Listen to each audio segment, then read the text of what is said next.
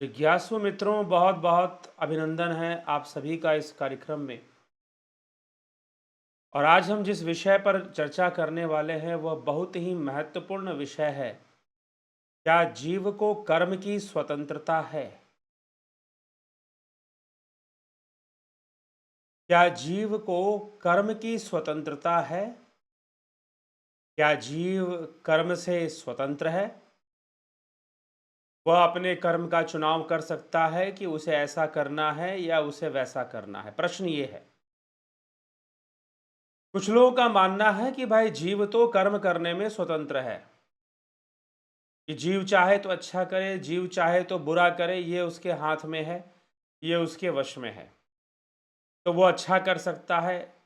और कुछ लोगों का मानना है कि नहीं, जीव का कर्म स्वतंत्र नहीं है, वह बंधन में है। कुछ ऐसे भी लोग हैं जो ये मानते हैं कि जो जानवर हैं, जो पशु है, उनका कर्म स्वतंत्र नहीं है, वो कर्म करने के लिए बंधन में है। लेकिन मनुष्य जो है वो कर्म करने के लिए बंधन में नहीं है। मनुष्य स्वतंत्र है, मनुष्य अच्छा बुरा देख सकता है, अच्छा बुरा कर सकता है। अब जो है, लेकिन जो दूसरे जीव हैं वो जो है कर्म के बंधन में होते हैं, लेकिन मनुष्य कर्म से स्वतंत्र है। कुछ लोगों का यह भी मानना है। कुछ लोगों का तो मानना है कि जीव ही कर्म में स्वतंत्र है, वो अपने हिसाब से अच्छा बुरा कर सकता है। कुछ लोगों का मानना है कि नहीं, जीव कर्म में स्वतंत्र नहीं है। और कुछ लोगों का मानना है कि नहीं, जो पशु हैं, जो जानवर हैं, वो कर्म में स्वतंत्र नहीं हैं, लेकिन मनुष्य कर्म में स्वतंत्र है। मनुष्य चाहे तो अपने अच्छे बुरे का चुनाव कर सकता है, और वो अपना अच्छा कर्म भी कर सकता है, बुरा कर्म भी कर सकता है। तो आइए आज हम इसी विषय पर विचार करेंगे। फ्री विल, इसको फ्री विल भी कहते हैं, कि हमारी अपनी इच्छा है कि हम क्या कर्म करेंगे। हाँ, कर्मों का फल हमें परमात्मा देगा। हमसे बुरे कर्म होंगे तो बुरा फल मिलेगा, और अच्छे कर्म होंगे तो अच्छा फल मिलेगा। लेकिन कर्मों का फल परमात्मा देगा। परमात्मा कभी कोई फल देता ही नहीं है, क्योंकि मनुष्य के द्वारा, जीव के द्वारा किए गए पाप और पुण्य, शुभ और अशुभ जो कर्म है, वह परमात्मा उसे ग्रहण ही नहीं करता है। जब वो उसे ग्रहण ही नहीं करता, तो वो आपके शुभ और अशुभ कर्मों का फल क्यों देने लगा? जब वो उसे ग्रहण ही नहीं करता, तो आपके शुभ और अशुभ कर्मों का भला फल क्यों देने लगा? प्रश्न ये बन जाएगा। इसलिए श्रीमद् भगवद गीता के 5वें अध्याय के 15वें श्लोक में भगवान श्री कृष्ण अर्जुन से क्या कहते हैं? ना दत्ते कस्यचित् पापम न चैव सुकृतम विभु, अज्ञाने नावृतम ज्ञानम तेन मुह्यन्ति जंतवः। सर्वव्यापी परमात्मा न किसी के पाप कर्म को और न ही किसी के शुभ कर्म को, न अशुभ कर्म को न शुभ कर्म को ही ग्रहण करता है। वो शुभ अशुभ कर्मों को ग्रहण नहीं करता, किंतु अज्ञान से ढका हुआ मनुष्य, उसी से सब जीव मोहित हो रहे हैं। यह जीव अज्ञान से ढका हुआ है, यह उसकी समस्या है। तो अज्ञान से ढके होने के कारण जीव को लगता है कि परमात्मा ग्रहण करता है, परमात्मा कर्मों का फल दे देगा। इस विषय में शास्त्र ऐसा मत नहीं रखते। कर्म ही कर्म का फल उत्पन्न करते हैं, प्रकृति ही फल देती है, और प्रकृति ही कर्म की विवशता भी देती है। तो सर्वप्रथम हमें यह समझना है कि संसार में जितने भी जीव हैं, एक बात हमें श्रीमद् भगवद गीता से समझ लेनी चाहिए। श्रीमद् भगवद गीता के तीसरे अध्याय के 5वें श्लोक में श्री कृष्ण भगवान अर्जुन से क्या कहते हैं? नहीं कश्चित क्षणमपि जातु तिष्ठत्य कर्मकृत कार्यते हयवशः कर्म सर्वः प्रकृतिर्जैर गुणे। कोई भी मनुष्य किसी भी अवस्था में क्षण मात्र के लिए भी कर्म किए बिना नहीं रह सकता। जब अर्जुन कहता है मैं कर्म नहीं करूंगा, मैं ये कर्म त्याग दूंगा, मैं वो कर्म, तो भगवान कहते हैं कि कोई भी मनुष्य और कोई भी जीव क्षण मात्र के लिए भी कर्म किए बिना नहीं रह सकता, क्योंकि प्रकृति के परवश हुए सभी जीव प्रकृति जन्य गुण कर, सभी जीवों से, सभी प्राणियों से प्रकृति जन्य जो गुण हैं वो कर्म करवाते हैं। अर्थात प्रकृति आपसे कर्म करवा रही है। प्रकृति की व्यवस्था में आप कर्म करने के लिए विवश रहते हैं। तो अब प्रश्न उठता है कि अब कर्म करने के लिए तो जीव विवश है, तो उसमें अब वो संकल्पवान बने और शुभ कर्मों को करे। तन्मे मनः शिव संकल्पमस्तु, यह मनुष्य के लिए जरूर है। तो अब हम एक विचार करेंगे कि मनुष्य जो कर्म करता है वो किस प्रकार से कर्म करता है, और अन्य जानवर जो कर्म करते हैं वो किस प्रकार से कर्म करते हैं, और उसमें पाप और पुण्य का क्या खेल है। पाप और पुण्य का क्या खेल है, इसीलिए कर्म की व्यवस्था हमें समझनी चाहिए। अब आप मान लो कि जैसे कि कुछ जीव होते हैं, वो शेर है, जैसे कि सांप है, जैसे कि वो मांस भक्षण करते हैं। वो क्या करते हैं, मांस भक्षण। अब जैसे देखिए ये सर्प है, अब ये जो सर्प है ये एक जीव को, ये एक पक्षी को या बहुत बड़े चूहे को इसने निगल लिया है, और निगल कर ये इसको निगल के खा रहा। अब एक बात बताइए, आप जरा विचार कीजिए, अब इस जीव को, ये जो सर्प है, ये सांप, ये एक विषैला बहुत ही भयानक सर्प है जो एक जीव को किस प्रकार से निगल रहा है। अब एक बात बताइए कि आप इस, अब ये जो जीव को निगल रहा है, उस जीव को कितनी तकलीफ हो रही होगी, कितना कष्ट पहुंच रहा होगा, उसे कितनी कष्ट पहुंच रहा, कितनी पीड़ा हो रही होगी, कितना दर्द हो रहा होगा। क्या आप उस दर्द को फील कर पा रहे हैं, क्या फील कर सकते हैं? जरा महसूस करने का कोशिश कीजिए कि उस जीव को कितना दर्द, कितना तकलीफ से गुजरना पड़ रहा होगा जब यह सांप या विषधर इसको निगल रहा है, इसको खा रहा है। तो कितनी पीड़ा से यह जीव इस समय गुजर रहा है। अब प्रश्न ये उठता है, क्या इस सांप को पाप लगेगा कि नहीं पाप लगेगा? आप कमेंट करके बताइए कि इस सांप को पाप लगेगा कि नहीं पाप लगेगा, क्योंकि इसकी भी तो अपनी प्रकृति है। यह अपनी प्रकृति के वशीभूत होने के कारण यह जीवों को मार के खाता है। अब एक शेर है, एक शेर, एक सिंह, वह भी जीवों को मार के खाता है। अब ये शेर देखिए, ये शेर किस प्रकार से जो है किसी जीव की हत्या कर कर, किसी हिरण की, गाय की, भैंस की हत्या कर कर जो है वो उसके मांस को खा रहा है। अब एक बात बताइए कि उसको कितनी पीड़ा हुई होगी, कितना कष्ट हुआ होगा, कितना तकलीफ हुआ होगा जब इस बाघ ने उसको, इस टाइगर ने जब उस हिरण को या भैंसे को या किसी भी ऐसे गाय को, जीव को जब उसको मारा होगा, तो कितने कष्ट और पीड़ा से वो गुजरा होगा, और उसका ये मांस खा रहा है, उसका ये मांस खा रहा है इसे।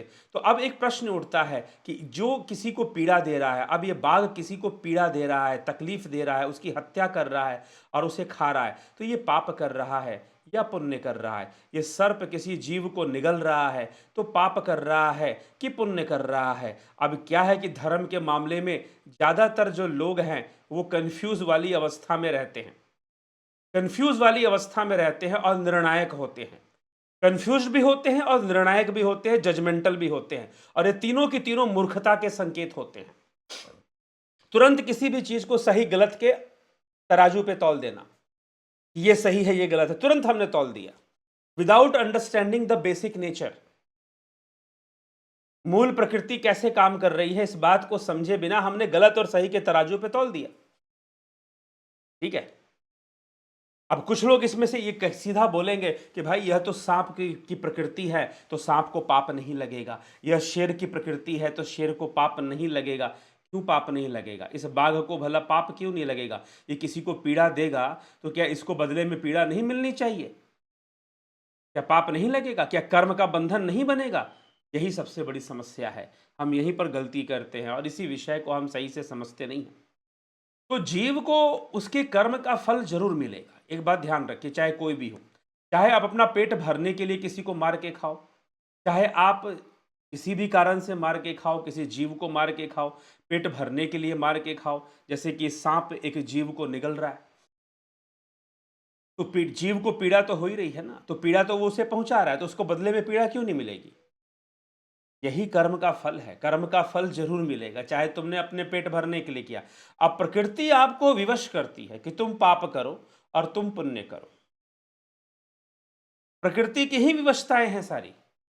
प्रकृति ही आपके सामने परिस्थितियां डालती हैं कि ये करो या वो ना करो। अब जैसे कुत्ते होते हैं, कुत्तों को आप चिकन खिला दो, मांस खिला दो, वो खा लेते हैं, लेकिन वही कुत्ते जब उसके मालिक को अगर कोई नुकसान पहुंचाने की कोशिश करे तो वो कुत्ते जो है उस पर अटैक कर देते हैं अपने मालिक को बचाने के लिए। घर में कोई नया आदमी आ जाए तो कुत्ते एकदम उसको सूंघते हैं, भौंकते हैं कि नया आदमी कहाँ से आ गया, कहीं उस पर डाउट करते हैं, कहीं ये चोर तो नहीं है, कहीं ये कोई नुकसान तो पहुंचा कर नहीं जाएगा जो नया आदमी आया है। तो कुत्तों के अंदर इस तरह का भ्रम आ जाता है। तो कुत्ते अब कुत्ते एक तरफ अच्छे भी हैं और बुरे भी हैं। प्रकृति के वशीभूत लोग, जीव जो है अच्छा भी होता है, बुरा भी होता है, और जीव से पाप और पुण्य ये कर्म होते हैं, और ज्यादातर कर्म जो है मिश्रित होते हैं। इसलिए महर्षि पतंजलि ने जब कर्म का विभाजन किया है तो 4 भाग में उन्होंने कर्म का विभाजन किया है। कृष्ण, शुक्ल, मिश्रित और अकृष्ण अशुक्ल, ये 4 प्रकार के कर्म बताए हैं महर्षि पतंजलि ने पतंजलि योग सूत्र में। शुक्ल मतलब पुण्य कर्म, कृष्ण मतलब पाप कर्म, और मिश्रित जिसमें पाप और पुण्य दोनों ही है। तो ज्यादातर जीव जो कर्म करता है उसमें पाप और पुण्य दोनों ही होता है। अब मान लीजिए कि ये सांप जो है, अब ये जो सर्प है, ये किसी जीव को निगल रहा है। अब आप जाओ और आप इस जीव को बचा दो, इसकी रक्षा कर लो, तो अब आपने एक पुण्य कमा लिया, लेकिन आपने साथ में एक पाप भी कमा लिया, क्योंकि उस सांप को भूख बहुत लगी थी और आपने उसका निवाला छीन लिया। तो अब आपने एक का जीवन बचाया, तो इसके बदले में आपका भी जीवन बचाया जाएगा। लेकिन आपने किसी जीव का निवाला छीना है तो आपका भी निवाला छीना जाएगा। जैसे आपने किसी का जीवन की रक्षा की, तो जब आपके सामने संकट या मृत्यु आएगी तो कोई ना कोई आपको बचाने के लिए आ जाएगा, आपको आपके कर्मों का फल मिलेगा। लेकिन आपने साथ में एक जीव को भूखा भी रखा, उसका निवाला छीना है आपने, तो आपको भी भूखा रहना पड़ेगा उसके बदले में। तो कहने का मतलब यह है कि दोनों एक साथ हो गए। अगर आपने इस सांप से, अगर आपने इस जीव को बचाने के लिए सांप से अगर आपने, तो एक तरफ पाप भी हो गया और एक पुण्य भी हो गया, दोनों हो जाएगा फिर। लेकिन यहां पर पुण्य बड़ा होगा क्योंकि पुण्य से जीवन की रक्षा होगी, और पाप छोटा होगा क्योंकि पाप से बस एक टाइम का भोजन ही तो नहीं मिला, दूसरा भोजन वो प्राप्त करेगा। लेकिन अगर कहीं से वो सर्प जो है आपके इस भोजन छीनने के कारण उसकी मृत्यु हो गई, तो फिर पाप मृत्यु का भी आपको लग जाएगा कि भाई उसकी मृत्यु हो गई। या तो आप उसकी भोजन की कोई दूसरी व्यवस्था कर दें। अब वो बेचारा खाएगा, जब भी खाएगा किसी पक्षी को मार के खाएगा, किसी चूहे को मार के खाएगा, किसी मेंढक को मार के खाएगा। अब किसी न किसी जीव को आपको उसके मुंह में डालना पड़ेगा। कहां तक भागोगे आप? इसीलिए संसार, लोग जो कहते हैं ना कि हम पुण्य करेंगे हमसे पाप नहीं होगा, अच्छी बात है, आप पुण्य ही कीजिए। लेकिन प्रकृति इतनी चालाक है, प्रकृति की गुण इतने इतने प्रगाढ़ हैं कि आप पूर्णतः उनके कंट्रोल में हैं। वो कहीं ना कहीं आपसे पाप करवा लेती है, जाने अनजाने में भी आपसे पाप हो जाया करता है। तो जीव की विवशता है। तो जीव, अब ये कहना कि हम जो कर्म कर रहे हैं, मान लीजिए कि कोई व्यक्ति, अब मनुष्यों पे आते हैं, चलो ये तो जानवरों की हम बातें कर रहे थे, अब हम मनुष्यों पे आते हैं। मनुष्य कर्म करता है, मनुष्य भी, अब कुछ लोग मांस नहीं खाते हैं, अच्छी बात है, उनके द्वारा जीव की हत्या नहीं होती है, नहीं खाना चाहिए, शाकाहारी भोजन कीजिए। लेकिन कुछ लोग ये गलती से समझ लेते हैं शाकाहारी भोजन बहुत बड़ा पुण्य है। जी नहीं, शाकाहारी भोजन भी जीव हत्या पे निर्भर तो है। हाँ, पेड़ पौधे भी जीव हैं। हमने जब बड़े बड़े जंगलों को काट दिया और खेत बना दिए, खेतों को काट दिया, शहर बना दिए। अब खेत भी, हालांकि खेत अभी भी बहुत मात्रा में है, लेकिन कि मनुष्य अपने अन्न को उपजा सके इतनी मात्रा में खेत हैं, लेकिन धीरे धीरे खेत घटते भी तो जा रहे हैं। तो आपको क्या लगता है कि आपने जो जंगल काटे और खेत बना दिए, और खेत अपने स्वार्थ के बना, पहले बड़े बड़े पेड़ थे जो खूब ऑक्सीजन देते थे, अब आपने छोटे छोटे पौधे लगा दिए धान के, गेहूं के, और कुछ महीनों में वो पक जाते हैं, उनको भी आप काट लेते हैं। तो आपने फार्मिंग शुरू कर दी, ठीक है। धीरे धीरे जो मांसाहारी लोग थे उन्होंने पोल्ट्री फार्म खोलना शुरू कर दिया, उन्होंने मुर्गियों की फार्मिंग करनी शुरू कर दी, मुर्गी पैदा करने शुरू कर दी, अंडों की फार्मिंग शुरू कर दी। बहुत जिन देशों में, चीन आदि देशों में सुअरों की फार्मिंग होती है, सांपों की फार्मिंग होती है, क्योंकि वो सब खाते हैं, सांप भी खा लेते हैं, सुअर भी खा लेते हैं, ठीक है। तो अपने खाने के लिए वो फार्मिंग करते हैं, पैदा करते हैं, उनकी भी फार्मिंग कर लिया करते हैं, उनको लगता है कि वो बराबर ही है सब।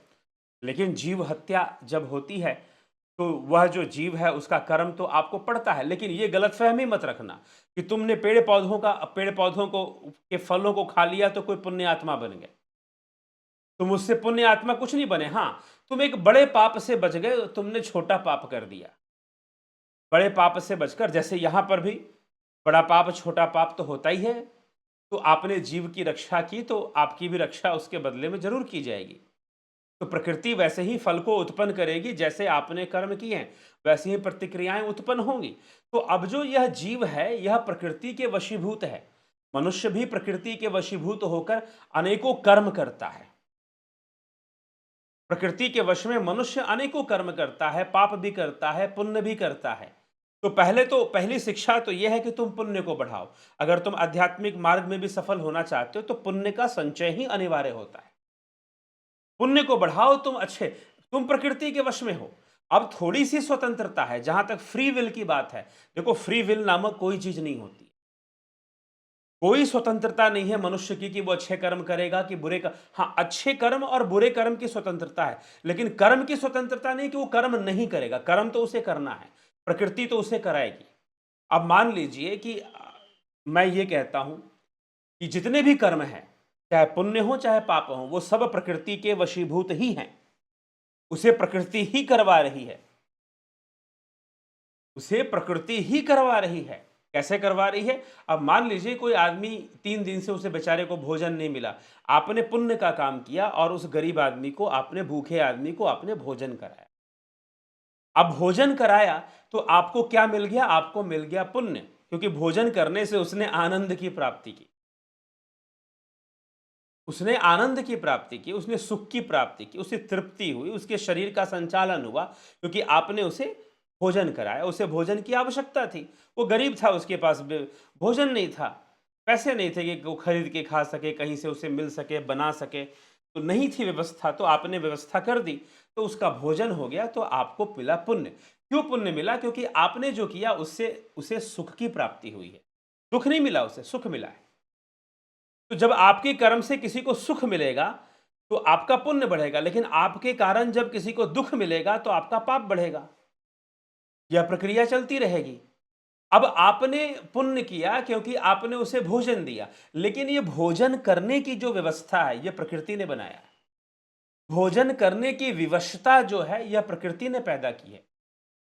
आहार, निद्रा, भय, मैथुन, यह प्रकृति ने पैदा किया। और आप प्रकृति के वशीभूत, प्रकृति के रजोगुण, तमोगुण और सतोगुण के वशीभूत अनेकों कर्म करते हैं। अब वो चाहे कर्म पाप की श्रेणी में हो, पुण्य की श्रेणी में हो। अब आपको जो ये बंधन दिया गया है उसी व्यवस्था में ही कर्म करना है। तो इसमें स्वतंत्रता कहां है? मान लीजिए कोई कैदी जेल में है, उसे उम्र कैद, उसे आजीवन जेल में ही रहना है। अब बेचारा करे क्या? या फिर 10-12 साल के लिए, 7 साल 8 साल के लिए वो जेल में है। अब जेल में उसे एक बंधन में रखा गया, तो इसका मतलब ये नहीं कि वो एक जगह पर खड़ा है, बल्कि वो इधर जा सकता है, उधर जा सकता है, आगे जा सकता है, पीछे जा सकता है, अपने कैदी भाइयों की सहायता भी कर सकता है, थोड़ा घूम फिर भी सकता है। जेल के अंदर कैदियों को काम पे लगाया जाता है, तो वो कुछ काम भी करते हैं, जैसे कि गार्डनिंग का काम हो गया या बिल्डिंग बनाने का काम हो गया, बहुत तरह का काम भी करते हैं वो। तो वो काम में भी लग गए। अब वो काम अच्छे से कर रहे हैं कि गलत ढंग से कर रहे हैं, कैसे कर रहे हैं? तो कहने का मतलब एक जेल की व्यवस्था है, उस जेल की व्यवस्था में उनको थोड़ी स्वतंत्रता है कि थोड़ा इधर चले जाओ, थोड़ा उधर चले जाओ, थोड़ा ऐसे कर लो, थोड़ा वैसा कर लो। इसका मतलब ये थोड़ी ना हो गया कि वो स्वतंत्र है। वो फिर भी कैदी हैं। उनकी जो भी स्वतंत्रता है वो जेल की व्यवस्था में है, जेल की व्यवस्था को तोड़कर नहीं है। इसी तरह मनुष्य को जो भी स्वतंत्रता मिलती है कुछ भी करने की, वह प्रकृति की व्यवस्था में मिलती है, प्रकृति के कैद खाने में मिलती है। प्रकृति के 3 गुणों की विवशता होती है, और उस 3 गुणों के वशीभूत ही मनुष्य अब निर्णय लेगा वो पुण्य करेगा कि पाप करेगा। वो क्या करेगा? उस प्रकृति के गुणों की विवशता में ही। अब मान लो कि भूखे को आपने भोजन करा दिया, तो भूखे को जो भोजन कराया उसे भूख लगी क्यों थी? उसे भूख लगी क्यों? क्योंकि प्रकृति का बंधन है। प्रकृति के बंधन में आपको भूख लगती है, आपको नींद लगती है, आप मैथुन क्रिया करते हैं, प्रजनन, बच्चे पैदा करते हैं, और ये सारी क्रियाएं, ये सारी वृत्तियां प्रत्येक जीवों को विवश करके रखती हैं।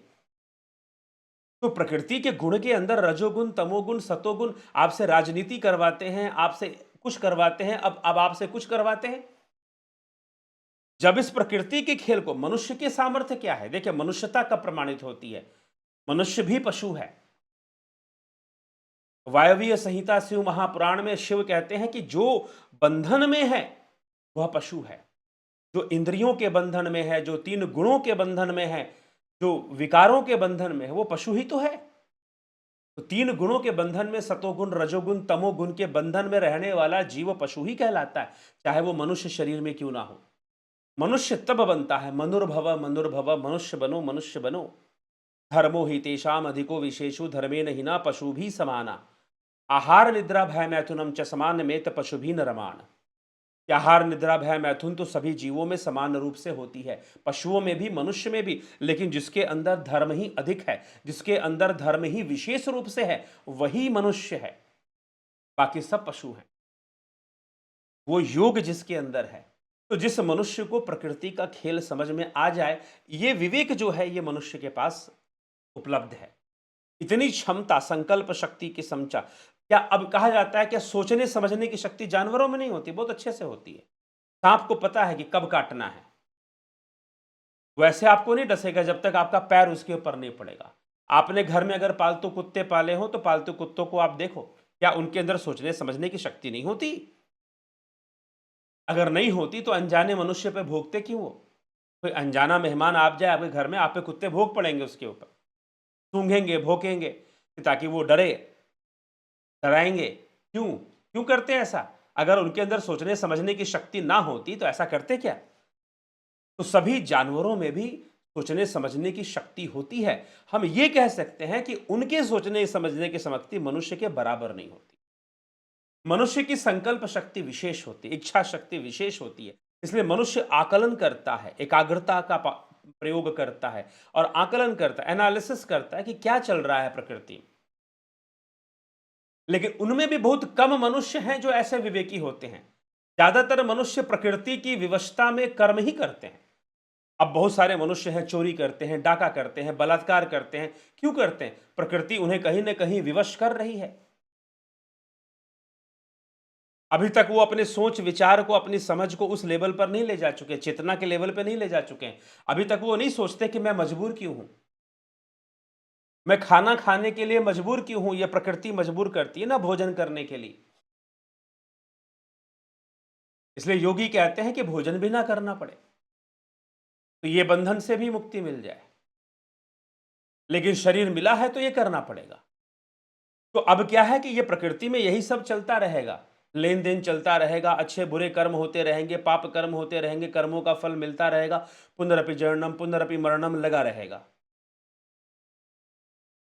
जब मनुष्य को ये बात समझने की क्षमता मनुष्य में है, जब वह योग मार्ग पर चलता है, जब वो स्वाध्याय करता है, जब वो शास्त्र अध्ययन करता है, और जब कोई उसे गुरु मिल जाता है जो वाकई में, जो चमत्कारी बाबाओं की तरह ना हो कि मैं तुम्हें भगवान दिखा दूंगा, मैं तुम्हें ये करवा दूंगा, मैं तुम्हें वो करवा दूंगा, ऐसा हो जाएगा, ये चमत्कार घटित, वो चमत्कार घटित ना करके जो जीवन का सही मर्म समझाए, जो कर्म की जो घटना घट रही है उसका सही अर्थ समझाए। जब कोई ऐसा गुरु मिल जाए जो जीवन जीना सिखाए, ना कि ये चमत्कार वो चमत्कार का लालच देना शुरू कर दे, क्योंकि हमने गुरु का मतलब ही समझ लिया है जो चमत्कार कर देगा, जो बिजनेस चला देगा, जो खूब पैसा दिलवा देगा, ये हो जाएगा वो। हमने गुरु का यही अर्थ समझ रखा है। हमारी समस्या ये है, हम गुरु से भी प्रकृति के वशीभूत जो वासनाएं हैं वही पूरी करना चाहते हैं। हम भगवान के मंदिर में भी जाते हैं तो वासनाएं ही मांगते हैं, जिसे घर में संतान नहीं है संतान मिल जाए, भगवान से जाकर हम यही मांगते हैं। नौकरी नहीं है नौकरी मिल जाए, लेकिन नौकरी मिलने की जो प्रेरणा है ये प्रकृति दिलवाती है, और जो संतान को प्राप्त करने की जो प्रेरणा है ये भी प्रकृति देती है। प्रकृति विवश करती है कि बच्चे पैदा करो, प्रकृति विवश करती है कि नौकरी करो, प्रकृति विवश करती है कि सरकारी नौकरी करो, खूब पैसे कमाओ और भोग कर लो सारे, लेकिन फिर भी तुम्हारे भोग पूरे नहीं हो पाते हैं, फिर भी तुम्हारे भोगों में कोई पूर्णता नहीं है, तुम पूर्ण नहीं होते भोगों में, अपूर्ण ही रहते हो सर्वदा। यह तुम्हारी घोर विवशता है। और फिर तुम कहते हो कि हम दुनिया बदल देंगे। तुम क्या दुनिया बदलोगे? ये प्रकृति नित्य परिवर्तनशील है, ये खुद ही बदले जा रही है, तुम क्या बदल दोगे? तुम नहीं भी बदलोगे तो भी बदल दोगे, बदल रही है। बहुत सारी क्रांतियां आती हैं, आंदोलन होते हैं, तुम्हें क्या लगता है? प्रकृति विवश करती है कि करो। मनुष्य राजनीति करता है, अपने आप को श्रेष्ठ, कुछ कुछ लोग समाज सेवा में लगे, यह भी प्रकृति ही विवश करती है। कि ये बदल दो, वो बदल दो, हम समाज में ये बदलाव लाएंगे, हम समाज में वो बदलाव। अरे बदलाव लाने की आवश्यकता क्यों है? क्योंकि प्रकृति की व्यवस्था है। इसलिए मैंने कहा कि एक भूखा आदमी, अगर आपने उसे भोजन करा दिया, तो आपको ये पुण्य करने की आवश्यकता क्यों पड़ी? क्योंकि उसे भूख लगी थी। और भूख क्यों लगी थी? प्रकृति के कारण लगी थी, प्रकृति ने विवश किया था, इसलिए भूख लगी थी।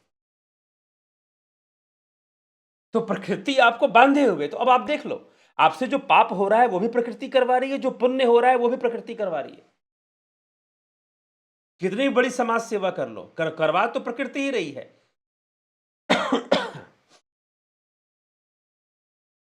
अब आज कुछ लोग एक समुदाय है, आंदोलन चला रहे हैं कि लिव इन रिलेशनशिप खत्म कर दो, एक गर्लफ्रेंड बॉयफ्रेंड रहने का कल्चर बढ़ गया। ये तो बढ़ता जाएगा।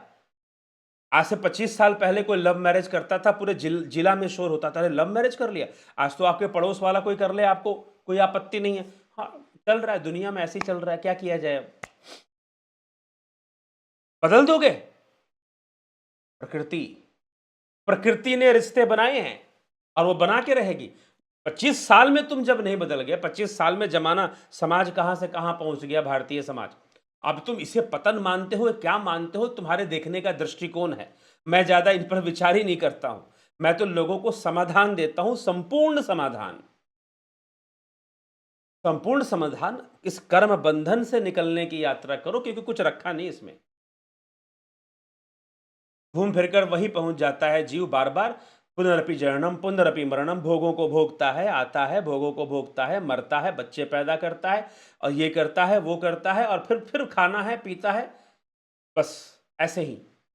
और यही होगा, 10 बार जन्म लोगे, यही होगा, और कुछ नहीं होने वाला। जिस दिन ये बात समझ में आ गई, आप अपने आप को अलग करना शुरू कर दोगे कि भाई इस व्यवस्था से मुझे अलग होना है,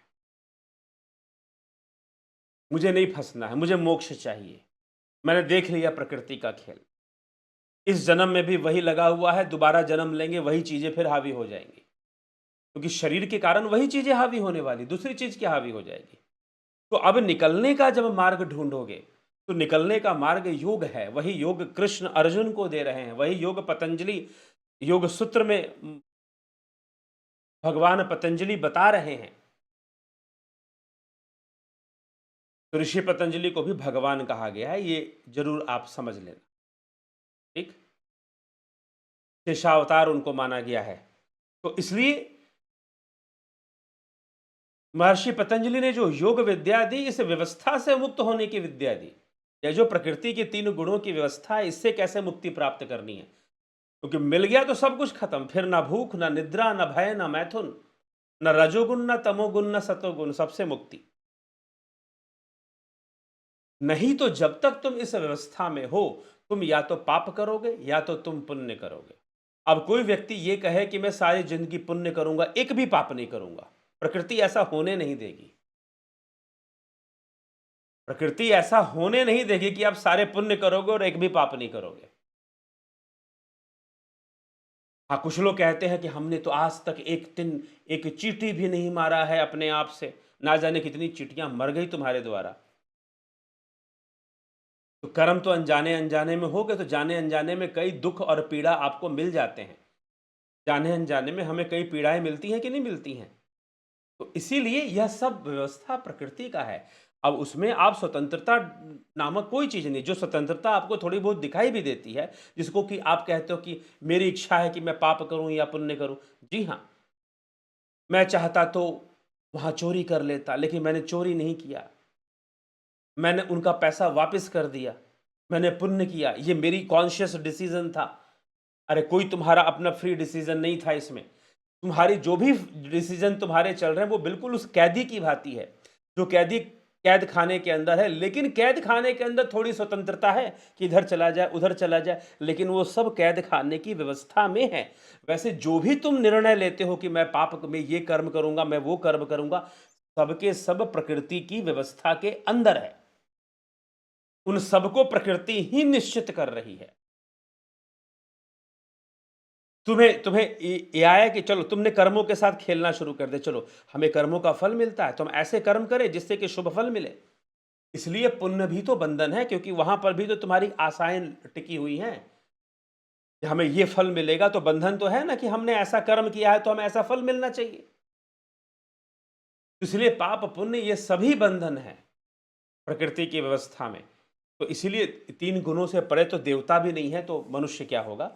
तो लेकिन मनुष्य के अंदर सामर्थ्य है कि वो 3 गुणों से परे निकल जाए, इसलिए बड़े भाग्य मानुष तन पावा, सुर दुर्लभ सद ग्रंथ ही गावा। साधन धाम मोक्ष करि द्वारा, पाई न जेहि परलोक सवार। ठीक है? तो बड़े भाग्य मानुष तन पावा, बड़े भाग्य से मनुष्य जीवन प्राप्त हो। योग, क्योंकि मनुष्य के द्वारा योग संभव है। भोग तो सभी जीव कर रहे हैं, लेकिन मनुष्य के द्वारा योग संभव है। तो इसीलिए वह योग मार्ग से इस 3 बंधनों के 3 जो बंधन है, इस बंधन से अपने आप को मुक्त कर सकता है। ये मनुष्य का सामर्थ्य है। इसलिए मनुष्य तन सर्वश्रेष्ठ माना गया है, सबसे बेहतर माना गया है। लेकिन जहां तक फ्री विल की बात है, आपकी फ्री विल का भी जो फ्री विल की जो निर्भरता है, आपके जो कर्म का चुनाव है, वो प्रकृति की व्यवस्था पर ही निर्भर है। आपने जब ये निर्णय लिया कि मैं ये कर्म पुण्य कर्म करूंगा, पाप कर्म नहीं करूंगा, तो ये जो व्यवस्था है कि मैं पुण्य कर्म करूंगा, पाप कर्म नहीं करूंगा, ये भी प्रकृति की त्रिगुणी व्यवस्था के पर ही निर्भर होती है। जैसे कि मैंने कहा, कोई भूखा आदमी, आपने उसे भोजन कराया, क्यों कराया भोजन? क्योंकि प्रकृति के 3 गुणों की व्यवस्था है, इसीलिए भोजन कराया। आपको लग रहा है कि आपने पुण्य कर्म कर दिया, आपने कॉन्शियस डिसीजन ले लिया, नहीं, आपका सारा कॉन्शियस डिसीजन जो था वो प्रकृति के बंधन में ही था। हाँ, जब मनुष्य विवेक से, स्वाध्याय से, सत्संग से जब इस व्यवस्था को समझ लेता है, मार्ग ढूंढता है कि बंधन से मुक्ति का मार्ग क्या है, उसी को योग मार्ग कहा। अब ये प्रकृति ही साधन बनती है योग में, प्रकृति ही योग में साधन बनती है। इसीलिए महर्षि पतंजलि ने प्रकृति को साधन माना है, भोग और मोक्ष दोनों का। प्रकाश स्थिति क्रियाशीलम भोग अपवर्ग्यम दृश्यम, ठीक ना? भोग अपवर्ग मतलब मोक्ष, भोग और मोक्ष दोनों का साधन ये प्रकृति बनती है। फिर इसी प्रकृति को साधन बनाते हुए, इसी माया को प्रयोग करते हुए, जो माया सबको ठगती है, योगी इस माया को ठग लेते हैं। तो तुम कहीं से बचोगे नहीं। तुमको लगता है कि सारी जिंदगी पुण्य कमाओगे, नहीं, इसीलिए ठीक है। फिर संत महापुरुष योगी भी यही प्रेरणा देते हैं। अब तुमको मार्ग मिल गया, योग का मार्ग मिल गया, मोक्ष का मार्ग मिल गया, ब्रह्म मार्ग मिल गया, ब्रह्म मार्गी बन गए तुम, ठीक है। लेकिन फिर भी अभी कर्म बाकी है संसार के। अभी तुम इतना ऊपर नहीं उठ गया कि तुम्हें कर्म ना लगे। तुम साधना कर तो रहे हो, लेकिन कर्म अभी भी हैं। तो इस ऐसी अवस्था में भगवान ने धर्म युक्त कर्म ही श्रेष्ठ माना है, और गीता में यही उपदेश दिया है कि ऐसी अवस्था में धर्म की रक्षा के लिए जो कर्म है, जो पुण्य कर्म है, जो अच्छे कर्म है, वो योगियों को करने चाहिए। उन्हें कर्मों का त्याग संभव भी नहीं है, और ऐसा सोचना भी नहीं चाहिए। बल्कि उन्हें जब संसार में शरीर मिला है और उसका निर्वहन होना है, तो उसके द्वारा जितने भी अच्छे कर्म हैं वो उसके द्वारा हो जाए। बाकी पाप और पुण्य के रूप में कर्म विभाजित हो जाएंगे, वो तो हो ही जाएंगे। कर क्या लोगे? इससे भी अनासक्त हो जाओ, कर्म के फल से अनासक्त हो जाओ। उसी को भगवान ने योगी कहा है, उसी को भगवान ने सन्यासी कहा है। इसलिए 6ठे अध्याय के प्रथम श्लोक में कहते हैं, अनाश्रितो कर्म फलम कार्यम कर्म करोति यः स सन्यासी च योगी। ना कि न च अग्निर कर्म त्याज्य, मतलब कि अग्नि कर्मों का त्याग करने मात्र से नहीं, बल्कि जो अनाश्रित होकर, कर्म फल के ऊपर अनाश्रित होकर करने योग्य सारे कर्मों को करता है, कर्मों को करता है, वही सन्यासी है और वही योगी है। यह सन्यासी होने और योगी होने की परिभाषा दी। जो कर्मों में आसक्त है वो भला कैसा सन्यासी, वो भला कैसा योगी। तो यह फिर बात हो जाती है। इसलिए ठीक है, हमें अच्छे कर्म ही करने चाहिए, अच्छे पुण्य, क्योंकि संसार में हमें कर्म तो करना ही है। प्रकृति के विवश में ही हम कर्म कर रहे हैं, व्यवस्था में ही कर रहे हैं, लेकिन उसमें भी जो हमारा कॉन्शियस डिसीजन है, ठीक है, हम पुण्य कर्मों का निर्णय लें, लेकिन ये मत मान के चलें कि वह आपके फ्री विल है। वो फ्री विल नहीं है, वो आपकी स्वतंत्रता नहीं है, बल्कि बंधन ही है। तो जीव कर्म से कहाँ बचने वाला है? तो वह भी बंधन में ही हो रहा है। जो आप पुण्य भी करते हो बंधन में ही होता है। और क्योंकि बंधन में क्यों होता है? क्योंकि पुण्य की निर्भरता भी प्रकृति के पर ही हो जाती है। अगर एक बात मान लीजिए कि भूख लोगों को नहीं लगती, अगर लोगों को भूख नहीं लगती तो किसी को भोजन कराना पुण्य कर्म नहीं होता, क्योंकि भूख लगती नहीं है, किसी को भोजन की आवश्यकता ही नहीं है। अगर मान लीजिए कि प्रकृति ने कुछ ऐसी व्यवस्था बनाई होती, किसी को भूख ही नहीं लगती, किसी को भोजन की आवश्यकता ही नहीं पड़ती, तो क्या किसी को भोजन कराना पुण्य कर्म होता? नहीं होता ना। तो ये पुण्य है, ये पाप है, इसका निश्चय किसने किया? प्रकृति ने किया। इसका निश्चय प्रकृति। अब मान लो कि मृत्यु बड़ी आनंदमयी होती। अब ये जो सर्प है, जो सर्प मैंने आपको दिखाया, अब ये जो सर्प है ये एक जीव को निगल रहा है। ये जो सर्प है एक जीव को निगल रहा है। अब मान लो कि उस ऐसे जब वो निगल रहा है और उस जीव को बड़ा आनंद आता, तो फिर किसी को मृत्यु से बचाना भी पुण्य नहीं होता, क्योंकि मरने में तो बड़ा मजा आ रहा है, मरने में बड़ा आनंद हो रहा है। इससे लोगों को भोजन क्रियाओं और मैथुन क्रियाओं में बड़ा आनंद लूटते हैं जो लोग। अगर मृत्यु में वही मजा मिलने लग जाए, मरने में वही आनंद मिलने लग जाए, तो फिर किसी को मरने से बचाना, किसी को मृत्यु से बचाना पुण्य नहीं होता, फिर तो पाप हो जाता, क्योंकि तुमने उसे आनंद लेने से रोक दिया। लेकिन प्रकृति की व्यवस्था में ऐसा नहीं है। जब भी कोई मरता है व्यक्ति तो पीड़ा में मरता है, दुख में मरता है, इसलिए किसी को मृत्यु से रक्षा करना पुण्य का कर्म माना गया है, क्योंकि आपने उसे दुख से बचाया, तकलीफ से बचाया। तो जो आप बदले में दोगे वो मिलेगा। अगर आपने किसी को दुख दिया, आप पे कारण किसी को दुख हुआ, तो बदले में कर्म का फल भी वैसा बनता जाएगा। और आप पे कारण से किसी को सुख मिला, आनंद मिला, तो बदले में कर्म का फल भी वैसा बनता जाएगा। ठीक है। तो मृत्यु दुखदाई है, इसलिए मृत्यु से बचाना पुण्य का कर्म है। अगर मृत्यु में आनंद होता, मजा होता, इंजॉयमेंट होता मरने में, तो मरने को ही लोग लक्ष्य बनाकर जीवन जीते फिर तो, और उन्हें मृत्यु जल्दी प्राप्त नहीं होती फिर। ठीक है। तो प्रकृति बड़ी चालाक है, इसलिए प्रकृति का एक नाम सत्व है। पतंजलि योग सूत्र में प्रकृति का एक नाम बुद्धि है, इसे यूनिवर्सल इंटेलिजेंस कहा जाता है। इसलिए संपूर्ण सृष्टि इस प्रकृति का इवोल्यूशन है, यही विकासवाद है। तो इसीलिए यह प्रकृति ही विवश करती है कि तुम भोजन करो, तुम मैथुन करो, तुम ये क्रिया करो, तुम भयभीत हो जाओ, तुम नींद में चले जाओ। कर क्या लोगे? अब इसी के अनुसार आपके पाप पुण्य निश्चित होते हैं। तो अब जो भी आप, अब उसमें आपने पुण्य का निश्चय कर लिया कि चलो मैं पुण्य कर देता हूं, तो इसका मतलब ये नहीं हो गया ना कि इसमें आपको स्वतंत्रता मिल गई कर्म करने की। नहीं, ये तो प्रकृति की ही विवशता है कि आपको पुण्य करना पड़ रहा है। ठीक है। तो जीव परवश जीव, इसीलिए परवश जीव कहा गया, स्ववश भगवंता। जो स्ववश हो गया वो हो गया भगवान, और जो परवश हो गया वो हो गया जीव। तो इस तरह से हमें इस विषय को समझना चाहिए। निश्चय ही हम समझ पाएंगे। तो ये सब समझे। और अब मुक्ति का मार्ग क्या है? हम इस व्यवस्था से, जब बार बार यही पाप पुण्य होना है, यही खाना पीना सोना होना है, तो फिर बार बार जब होना है तो हम क्यों ना इससे मुक्त हो जाए, हम बाहर निकले। क्या मिल जाएगा दोबारा शरीर धारण करके? अपनी अपूर्ण कामनाओं को फिर से पूर्ण करने में लग जाओगे, और वो सांसारिक होंगी। बहुत हुआ तो राजनीति कर लोगे, प्रसिद्धि के पीछे भागोगे। ये भी प्रकृति ही भगाती है इन सब कर्मों के पीछे भी। तो इसलिए ध्यान योग, महर्षि पतंजलि पर के योग पर आधारित, अष्टांग योग पर आधारित यह कार्यक्रम ध्यान योग का कार्यक्रम है। इसको सीखें, इसको जानें और अपने जीवन को सुंदर बनाएं, क्योंकि इससे चेतना का विकास और बंधन से मुक्ति मिलनी शुरू हो जाती है। संसार के प्रति दृष्टा भाव आ जाता है, पाप पुण्य के प्रति भी दृष्टा भाव आ जाता है।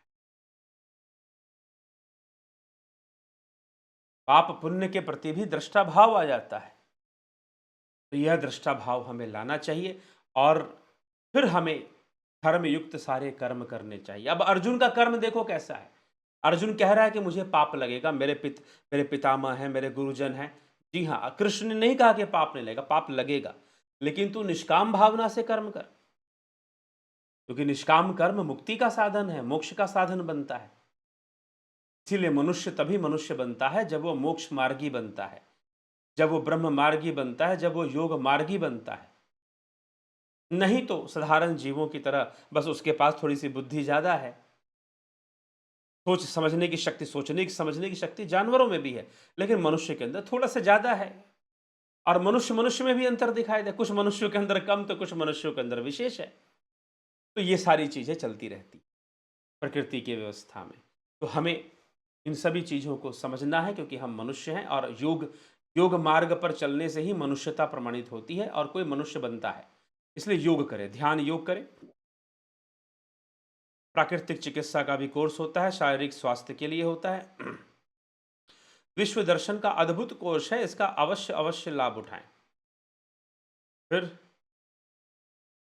योगा टीचर कोर्स भी चलता है और स्वर योग का भी कोर्स 20 तारीख से 20 मार्च से ये सारे कोर्सेज शुरू हो रहे हैं। आप सभी इसको ज्वाइन कर कर इससे लाभ उठाइए। चलिए, इसी के साथ मैं अपने विचारों को विराम देता हूँ। आप लोग चिंतन मनन करें और समझने का प्रयास करें। कोई त्रुटि हो गई हो तो उसके लिए क्षमा कर दें। बहुत बहुत आभार। ओम तत्सत।